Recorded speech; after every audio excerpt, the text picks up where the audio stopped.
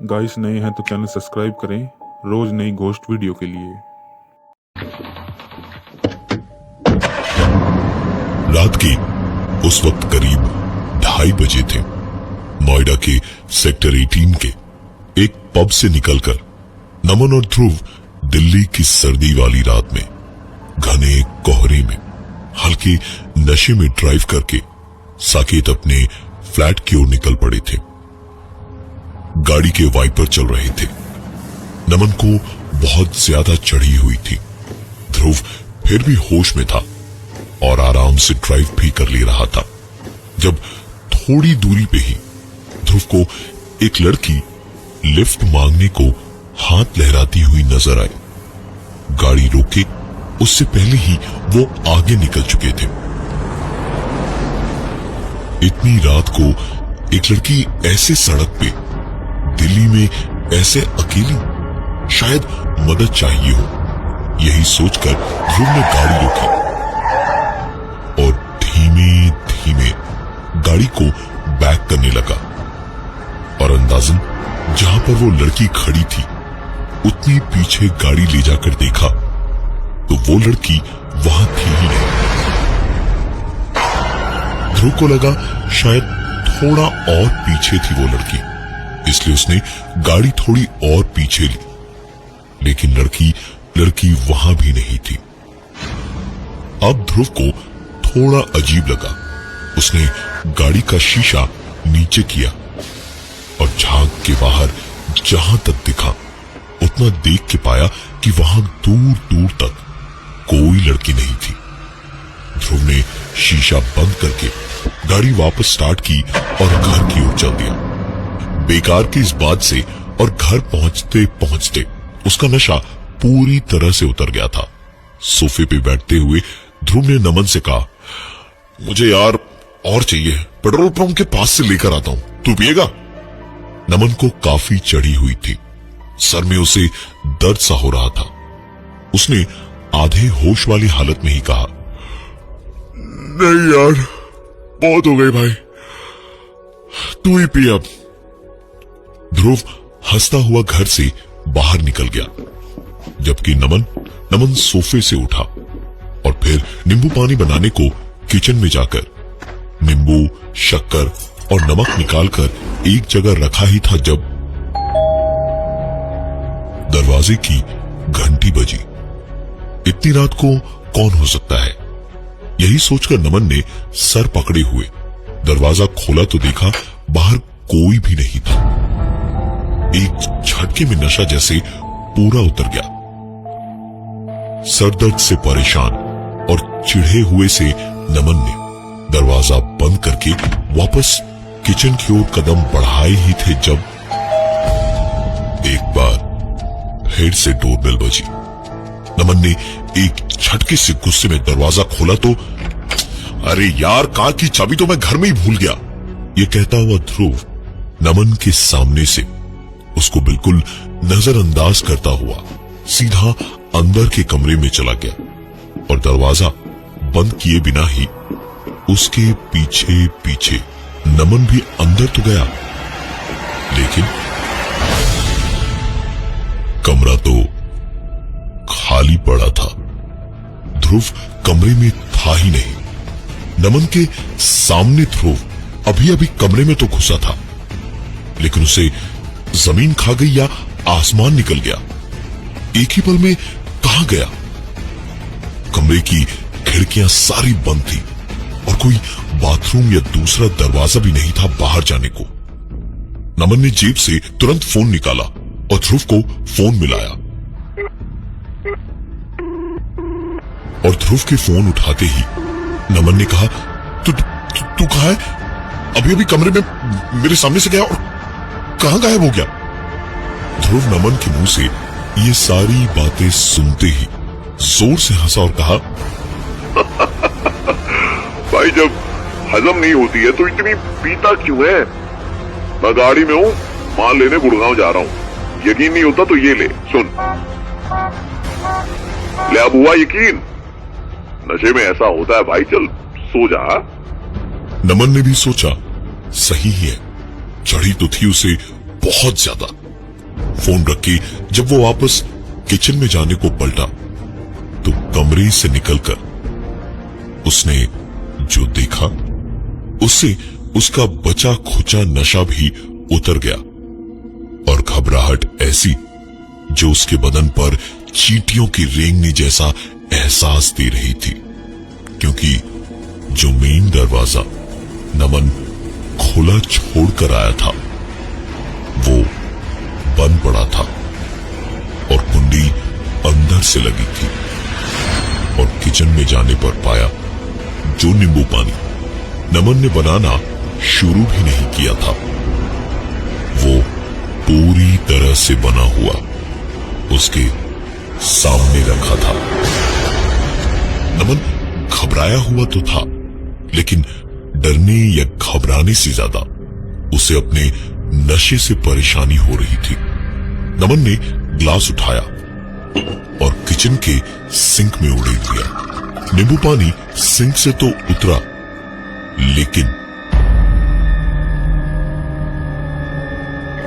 आवाज ऐसी आने लगी जैसे नींबू पानी पाइप से नाले में नहीं किसी के हलक में जा रहा था और खून दर खून उसे कोई पी रहा था। नमन के हाथ से ग्लास छूटकर सिंक में गिर गया और वो वहां से उल्टे पांव बाहर की ओर भागा। उसने घर के मेन दरवाजे को खोलने की पूरी कोशिश की, लेकिन मेन दरवाजा बाहर से बंद पड़ा था। नमन का सारा नशा एक झटके में उतर गया। इस वक्त सर दर्द नहीं, आते हुए बेहिसाब पसीने की वजह से नमन ज्यादा परेशान हुए जा रहा था। दरवाजा हो न हो ध्रुव ने ही जाते वक्त बंद किया होगा। तुरंत जेब से फोन निकालकर नमन ने ध्रुव का नंबर मिलाया और ध्रुव के फोन रिसीव करते ही नमन उस पर बरस पड़ा। तू दरवाजे को बाहर से बंद करके क्यों चला गया? हाँ, क्या मेरी जान पे बनी हुई है और तू पता नहीं कहाँ है? ध्रुव ने बस इतना सुना और सुनते के साथ ही उसने भी चिल्लाते हुए कहा, अबे रात भर रोज इतनी पिएगा तो ऐसे ही पागलों जैसी बातें करेगा तू। मैंने दरवाजा बंद नहीं किया है, समझे नशेड़ी? और सुन, तू डर मत, मैं 5 मिनट में घर पर।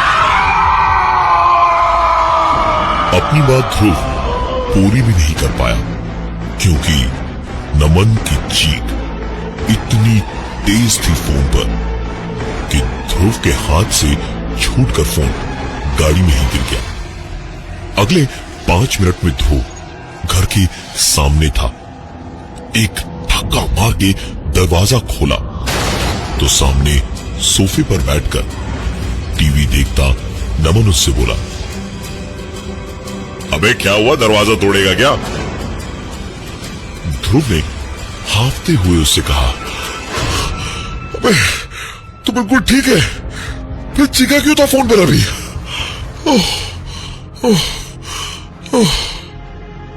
नमन का आधा पिया हुआ घूंट उसने छोड़कर टेबल पर ग्लास रखते हुए कहा, मैं फोन पे चीखा? भाई तेरी तबीयत तो ठीक है? कॉल लिस्ट देख, कोई फोन वो नहीं किया मैंने तुझे। ध्रुव ने तुरंत अपना फोन निकाला और कॉल लिस्ट खोलकर नमन को दिखाने जा ही रहा था जब उसकी खुद की नजर कॉल लिस्ट पर पड़ी और उसने खुद अपनी आंखों से देखा कि नमन ने सचमुच फोन किया ही नहीं था। ध्रुव ऐसे सोफे पर बैठा जैसे उसके कंधे से बड़ा कोई बोझ उतर गया। नमन ने अपना रखा हुआ ग्लास उठाया और वापस टीवी देखते हुए शराब पीने लगा। यार आइस ले आता हूं, एक पटियाला पीना पड़ेगा। ध्रुव ये कहते हुए सीधा फ्रिज तक गया और फ्रिज के खोलते ही ध्रुव के गले से एक अजीब सी डरी हुई चीख निकली, क्योंकि उसके सामने फ्रिज के अंदर एक लड़की दुबक कर बैठी हुई थी। नमन चीख सुन के वहीं से चिल्लाया और दौड़ता हुआ आया। अरे अब क्या हो गया, तू चीखा क्यों भाई? और ध्रुव ने पलटकर एक बार फिर फ्रिज में झांका तो उसमें कोई नहीं था। हालत ऐसी थी कि कुछ बोलकर नमन को ध्रुव कुछ बता भी नहीं पा रहा था। नमन किसी तरह ध्रुव को संभालकर सोफे तक लाया और कुछ देर में ध्रुव थोड़ा कहीं जाकर ठीक हुआ। उसने एक ड्रिंक बनाकर पी और उठकर सोने के लिए ऊपर अपने कमरे में जाने लगा। ऊपर पहुंच के कमरे का दरवाजा खोलते ही उसकी एक चीख उस घर में बहुत जोर से गूंजी। ध्रुव के सामने कमरे के अंदर बिस्तर पर एक नमन खून से लथपथ पड़ा हुआ था। ध्रुव ने पलटकर सीढ़ी से नीचे झांका तो देखा नमन बड़े आराम से मजे में शराब के घूंट पीता हुआ टीवी देख रहा था। ध्रुव ने वापस कमरे में झांका तो फिर खून से लथपथ नमन अभी भी उसके सामने पलंग पे पड़ा हुआ था। ध्रुव का बस चलता तो अभी के अभी दोनों नमन जो उसके सामने थे दोनों को अपने हाथों से मार देता, लेकिन डर, घबराहट और गुस्से इन सब के एक साथ हुए इस हमले से उसे निकाला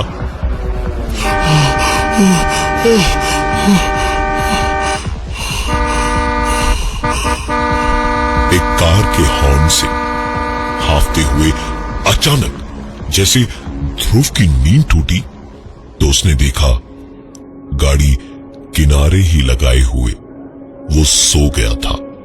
ध्रुव ने अपने मुंह पर पानी के छींटे मारे और वापस गाड़ी स्टार्ट करके घर को निकल पड़ा।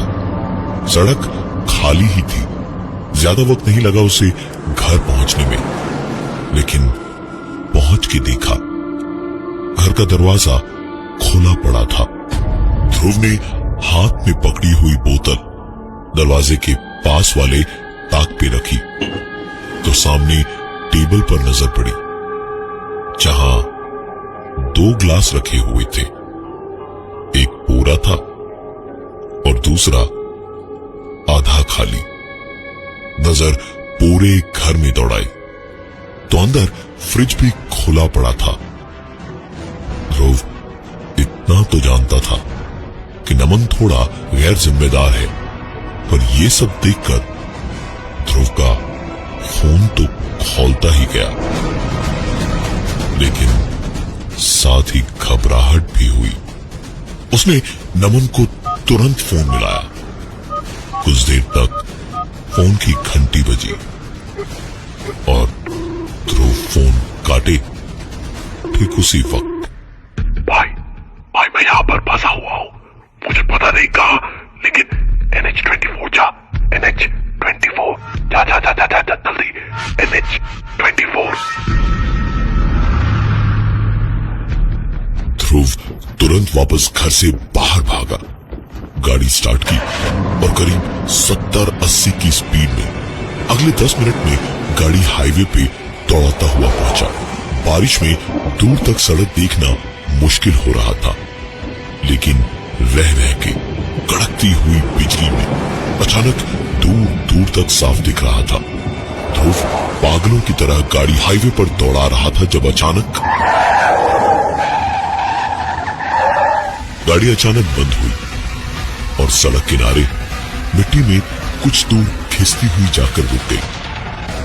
ध्रुव को तकरीबन 5 मिनट बाद अपनी बेहोशी से होश आया तो बाहर निकल के उसने गाड़ी से निकलते हुए धुएं में बॉनेट खोला और अंदर देखने लगा।